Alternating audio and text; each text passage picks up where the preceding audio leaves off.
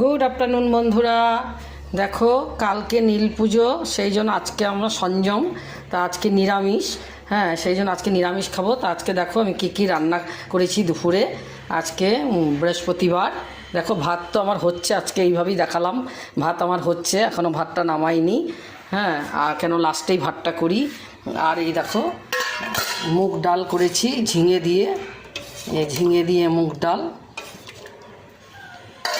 আর দেখো ঢেঁকির শাক, এই দেখো ঢেঁকির শাক আলু দিয়ে ঢেঁকির শাক করেছি। ঝিরিঝিরি করে আলু কেটে, আলু ভাজা মতন করে কেটে আলু দিয়ে ঢেঁকির শাক।